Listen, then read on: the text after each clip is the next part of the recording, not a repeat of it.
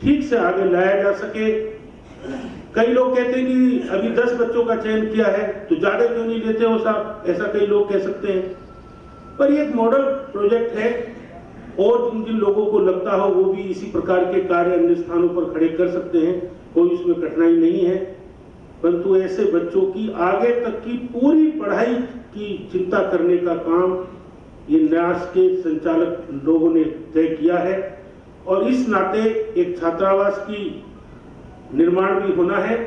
उस छात्रावास की अभी प्रारंभिक स्थितियों में एक भवन, अपने एक प्रमुख कार्यकर्ता हैं श्री सुनील गुप्ता जी सीए हैं, उन्होंने नेहरू नगर में अपनी कोठी इस कार्य के लिए दी है। कई कमरे हैं, 2 हॉल हैं छोटे। बाद में तो उसका बड़ा प्रारूप बनेगा तो बड़ा स्थान, बड़ा वो सब बनना है और उसको भी बहुत शीघ्रता से बनाना है। अनेकों हाथ इस कार्य के लिए सहयोग के लिए बढ़े हैं। मुझे लगता है कि बहुत अच्छा कार्य, एक बहुत बड़े ऐसे महापुरुष के स्मृति में गाजियाबाद के सब बंधु शुरू कर रहे हैं। सबकी सभी प्रकार का सहयोग इस कार्य के लिए मिलेगा, इतनी ही शुभेच्छा प्रकट करता हुआ मैं अपनी बात पूरी करता हूँ। एक उपस्थिति में एक प्रमुख नाम हमारे सचिन से छूट गया है, नए आए हैं, अभी 15 तारीख को घोषणा हुई। श्री कर्मवीर जी एक बार खड़े भी हो जाएंगे। यहाँ मेरठ में सह प्रांत प्रचारक होकर अभी आए हैं, इससे पहले बरेली में और अलीगढ़ में मेरे साथ विभाग प्रचारक भी थे, तो वो काम यहाँ देखेंगे। और भी कई बंधु यहाँ उपस्थित हैं। मैं अपनी बात को यहीं पूर्ण करता हूँ। आप भी ज्योति सेवा न्यास के संरक्षक हैं। अब मैं श्री अभिषेक जी से निवेदन करता हूँ कि कृपया एकल गीत प्रस्तुत करें। श्री अभिषेक जी।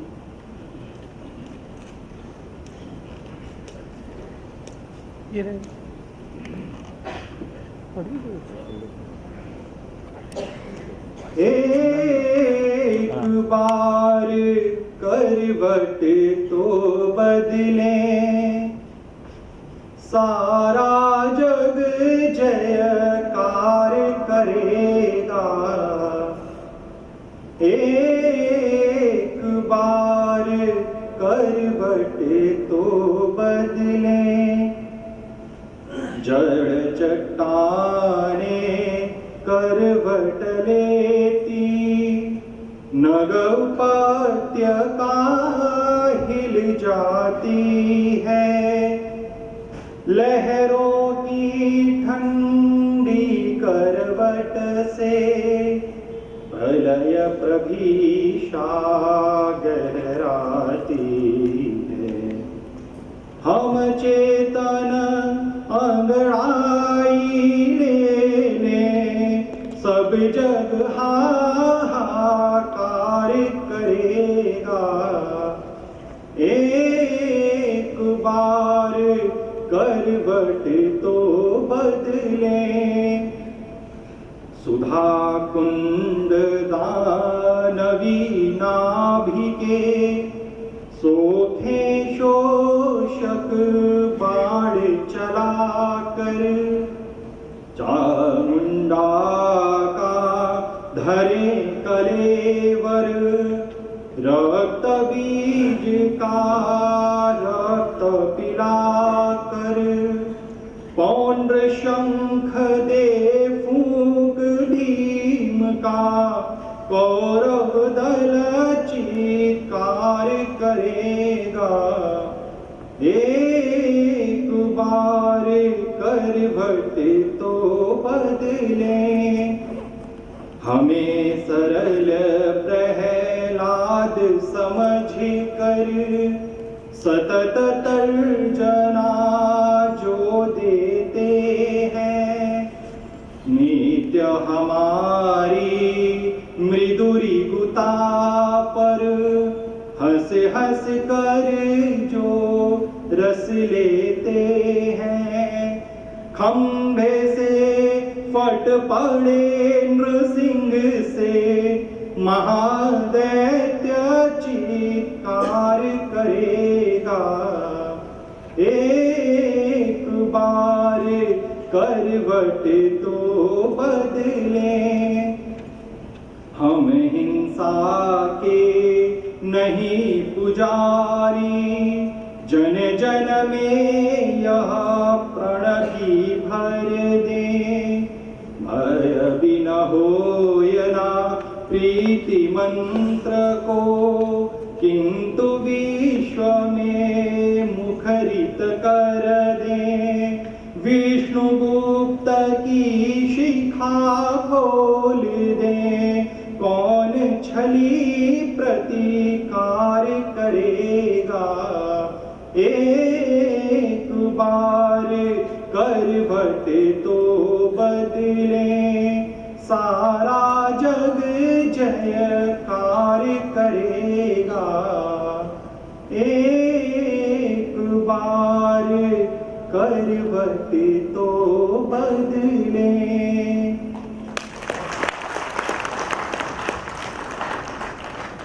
धन्यवाद श्री अभिषेक जी। अब मैं निवेदन करता हूं राष्ट्रीय स्वयंसेवक संघ के माननीय शासक अरेवा डॉक्टर कृष्ण गोपाल जी से कि आज के उद्बोधन के लिए हमारे बीच आए। डॉक्टर कृष्ण गोपाल जी।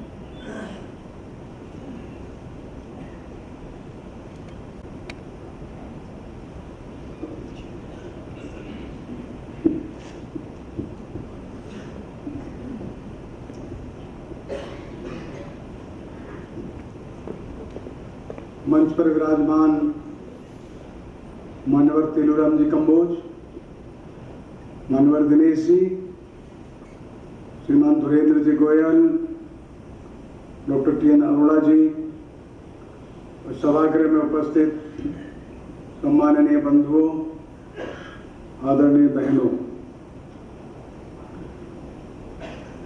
मान्यवर ज्योति जी हम सभी के बहुत परिचित थे। मैं उनके साथ बहुत लंबे समय तो नहीं रहा, लेकिन जब वे काशी में प्रांत प्रचारक थे तब मैं वहां संभाग प्रचारक होकर के गया था और कुछ वर्षों तक उनके साथ रहने का मुझको अवसर मिला। जैसा राकेश जी ने अभी थोड़ी देर पहले बताया, बहुत सामान्य से परिवार में वे एटा में पैदा हुए थे। 4 बहनों में अकेले भाई थे। परिवार में बहुत गरीबी थी। स्वाभाविक इच्छा थी शायद ये नौकरी करेंगे, कुछ घर का काम संभालेंगे, लेकिन उन्होंने अपने घर के बारे में कभी चर्चा नहीं की। हम लोग भी इधर उधर से ही सुन करके कुछ पता कर पाते थे कि घर में उनके में कौन कौन बहनें हैं, लेकिन परिवार की किसी भी बात को उन्होंने कभी सामने नहीं रखा। और पूरा जीवन जो एक संकल्प लेकर के वे आगे बढ़े, पूरा जीवन उसी को जीते रहे। बहुत सामान्य से संसाधनों में वे काम चला लेते थे। कई दशक तक वे पहाड़ पर रहे और जो गढ़वाली और कुमायूनी बोली जानते थे। रतन जी भट्टाचार्य के साथ रहे तो वे बंगला सीख गए। ऑर्गेनाइजर पढ़ते पढ़ते वे अंग्रेजी सीखे और सैकड़ों कार्यकर्ताओं को उन्होंने आगे बढ़ाया। किसी एक मिशन में लगते थे तो पूरा करके दिखाने की पूरी कोशिश करते थे, पूरा करते थे उसको वे। और एक विलक्षण स्वभाव को लेकर अत्यंत सादगी का जीवन जीते हुए और अत्यंत परिश्रम करते हुए वे हमारे बीच में रहे, आज नहीं है। और उनकी स्मृति में उनके परिचित बंधुओं ने मिलकर के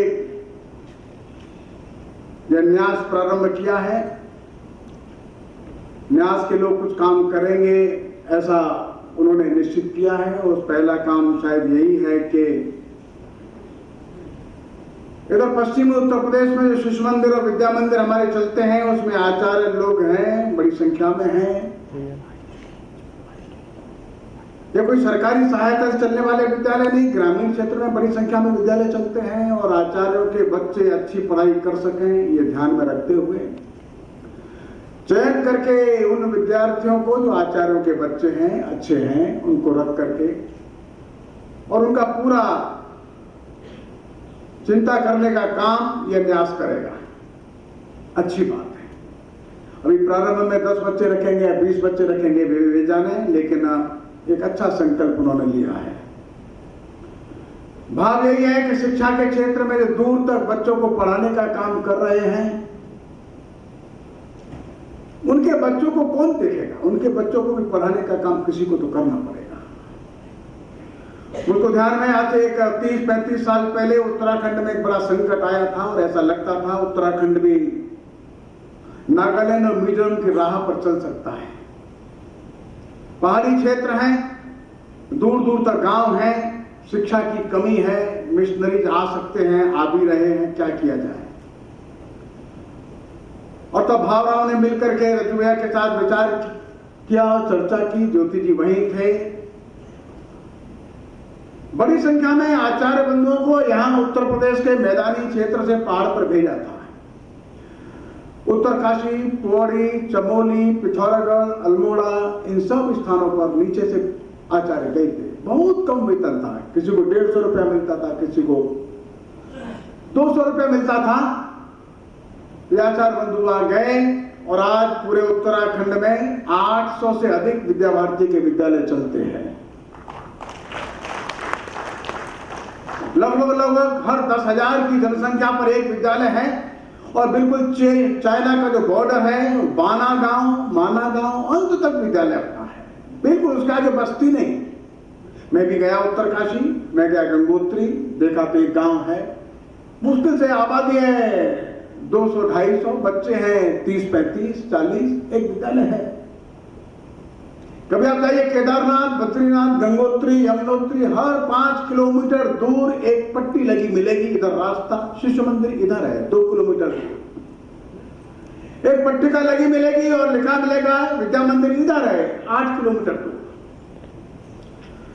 भारत की सीमा पर हर गांव में शिक्षा पहुंचे, इसके लिए बड़ा प्रयत्न किया था। उसमें ज्योति जी का योगदान कम नहीं है। और आज उत्तरांचल पूरी तरह से देश के साथ है। ऐसी अराष्ट्रीय गतिविधियां वामपंथियों की, अराष्ट्रीय गतिविधियां जो मिशनरीज की थी, उससे बच गया। अर्थात पहले से थोड़ी सी चर्चा योजना बनी। ज्योति जी ने और अपने भाई जी ने, जिनको अभी पद्मश्री मिला है, उन्होंने मिलकर के इस योजना का क्रियान्वयन किया। हम समझ सकते हैं कि वे 40-40, 50-50 किलोमीटर पहाड़ पर पैदल चलते थे। बस नहीं मिला और पैदल चल दिए। और दूरस्थ स्थान के विद्यार्थियों को, शिक्षार्थियों को संघ शिक्षा वर्ग में लेकर के आते थे और 200-200, 250 किलोमीटर पैदल चल करके आते थे। उन बच्चों को नीचे आने में, मैदान तक आने में 3-3 दिन लग जाते थे। तभी बच्चे नीचे आते थे, विद्यार्थी, शिक्षार्थी लोग। बसें नहीं थी, संसाधन भी इतने नहीं थे। ऐसे कठिन समय में उन्होंने वहां का काम खड़ा किया। और इसलिए उनकी स्मृति में, और कम से कम उन आचार्य बंधुओं की स्मृति में जिन्होंने अपना जीवन में खपाया, आगे कम से कम उनके बच्चे अच्छे से पढ़ें। और इसलिए इस न्यास ने ये योजना हाथ में ली है, हम इसका अभिनंदन करते हैं। न्यास आगे बढ़े। अच्छा, ज्योति जी के जो परिचित लोग थे, ऐसे बहुत लोग हैं जिन्होंने स्थान स्थान पर समाज की समस्या को ध्यान में रखते हुए कोई न कोई काम प्रारंभ कर दिया। गोरखपुर में हमारे प्रचारक थे आशीष जी, और धार्मिक आध्यात्मिक भाव था। चले गए ऋषिकेश, थोड़े दिन रहे गंगोत्री, लौट करके आए हरिद्वार में। और एक मंदिर में बाबा के और आश्रम में आसपास के कुष्ठ रोगियों को लेकर, और कुष्ठ रोगियों का, लेप्रोसी पेशेंट का घाव धोना, साफ करना, उनको दवाई लगाना।